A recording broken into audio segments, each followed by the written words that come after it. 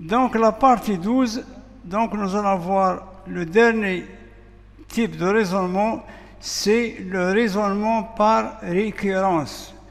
Toujours, ces leçons sont données aux élèves de la première bac sciences expérimentales, aussi aux élèves des sciences mathématiques.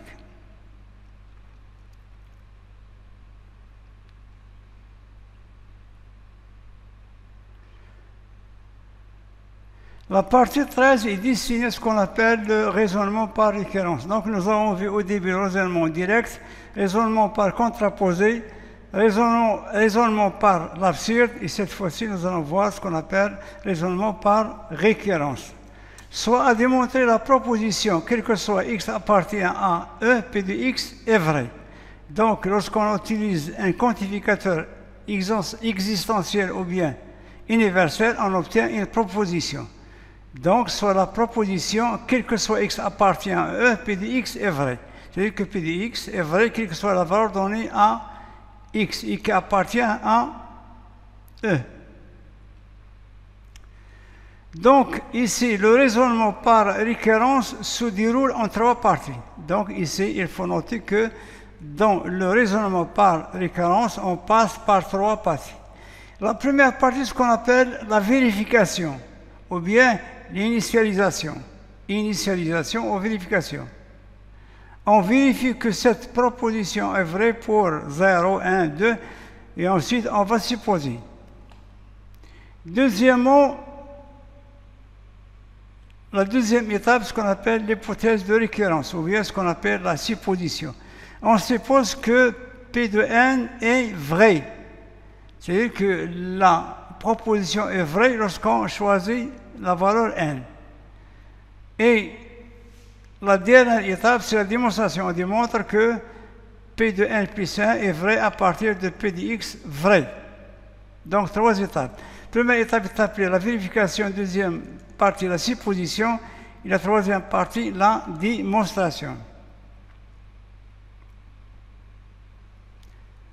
Exemple, montrons par récurrence que quel que soit n appartient à n, alors 2n au carré, n, 2n, 2 à la puissance n est supérieur ou égal à n plus 1. Un autre exemple, soit n un entier naturel non nul, montrons que 1 plus 2 plus 3 jusqu'à plus 1 est égal à 1 facteur de n plus 1 sur 2.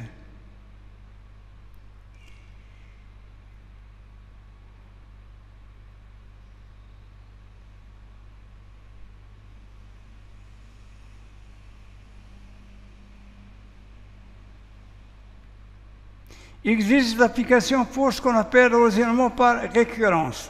Donc, montrons par récurrence que quel que soit n appartient à n, 2 à la puissance n est toujours supérieur à n plus 1. Donc, nous allons montrer que cette proposition est toujours vraie, quelle que soit la valeur donnée à n. Donc, quelle que soit la valeur donnée à n, il faut que 2 à la puissance n soit supérieur ou égal à n plus 1.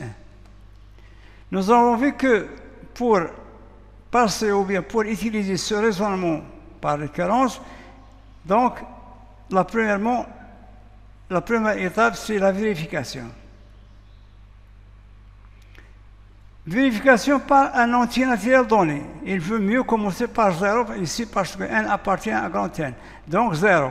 Donc si je donne un 1, 0, donc le premier membre de la puissance 0 est 1, le deuxième membre, je remplace n par 0, j'obtiens 1, 1. Donc 1 est supérieur ou égal à 1. Donc P de 0 est vrai, c'est-à-dire que 2 à la puissance n est supérieur ou égal à 1 plus 1 si n est égal à 0. Ça se voit.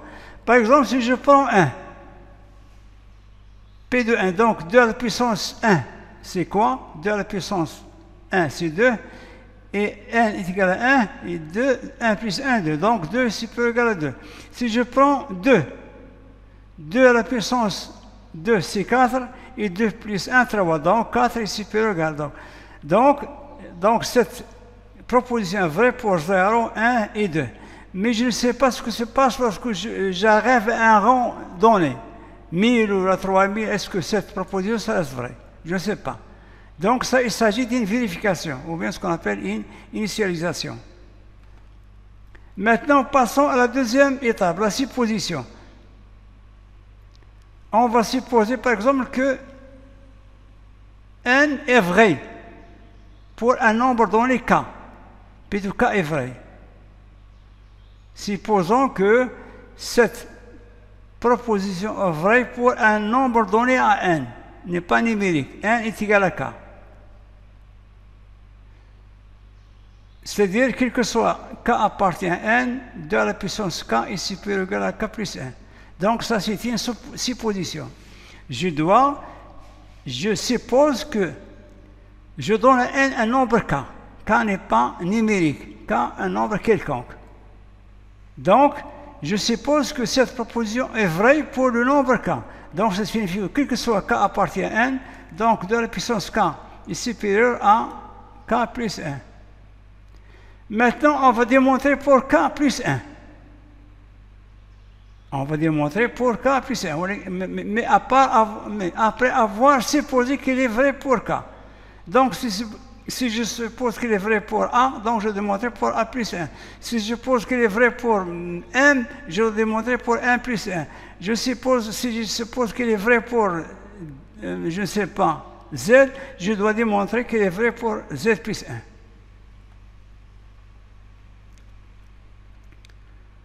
Donc, par conséquent, qu'est-ce qu'il faut démontrer? Il faut démontrer que si 2 à la puissance k est supérieur à k plus 1, alors 2 à la puissance k plus 1 est supérieur à k plus 1.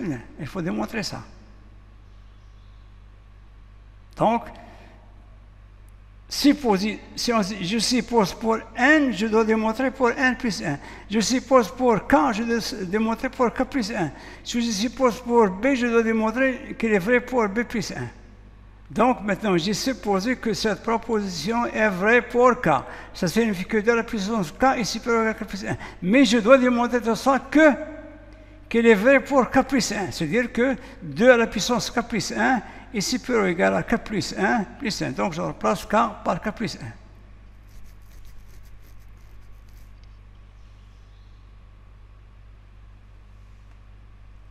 C'est-à-dire k plus 2. K plus 1 plus 1, il faut montrer que 2 à la puissance k plus 1 est supérieur à k plus 2. Donc, mon départ, je dois commencer par 2k est supérieur ou égal à k plus 1. Parce que j'ai supposé qu'il est vrai pour quoi? Pour k. Ça signifie que je sais que 2 à la puissance k est supérieur à k plus 1. Mais je ne sais pas que k 2 à la puissance k plus 1 est supérieur à k plus 1 plus 1. K plus 1 plus 1. Donc, mon point de départ, c'est la supposition. Donc, je sais que 2 à la puissance k est supérieur ou égal à k plus 1. Donc, je vais essayer d'arriver à quoi? À 2 à la puissance k plus 1. C'est pour cela qu'on est obligé de multiplier les deux membres par 2. Pourquoi? Pour avoir 2 fois 2 à la puissance k, et c'est 2 à la puissance k plus 1. Ça, c'est clair. Donc, si 2 à la puissance k est supérieur ou égal à k plus 1, on va multiplier les deux membres par 2. Donc, j'aurai 2 fois 2 à la puissance k est supérieur ou égal à 2 fois k plus 1. C'est-à-dire, 2 fois 2 à la puissance k est supérieur ou égal à 2k plus 2. C'est 2 facteurs.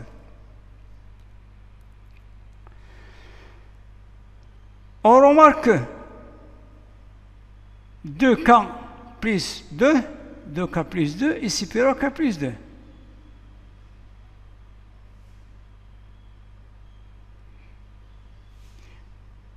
Donc, 2 facteurs de k, c'est-à-dire 2 fois k, 2 fois 2 à la puissance k, c'est quoi? C'est 2 à la puissance k plus 1. Donc, il ne faut pas oublier ça.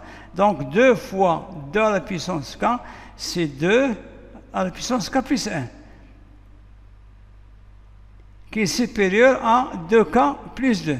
Mettons la petite remarque. Je remarque que 2k plus 2 est supérieur à k plus 2. Si je fais la différence, donc j'aurai 2k plus 2 moins k plus 2, j'obtiens k positif. Donc, il s'agit d'un nombre positif. Donc, 2k plus 2 est supérieur à k plus 2. D'où 2 à la puissance k plus 1 est supérieur ou égal. Au lieu, puisqu'on a démontré que 2k plus 2, mais 2k plus 2 est supérieur à k plus 2. Donc, 2 à la puissance k plus 1 est supérieur à k plus 2. C'est-à-dire qui est supérieur à k plus 1 entre parenthèses plus 1. Donc, quel que soit n appartient à n, 2 à la puissance n est supérieur ou égal à n plus 1.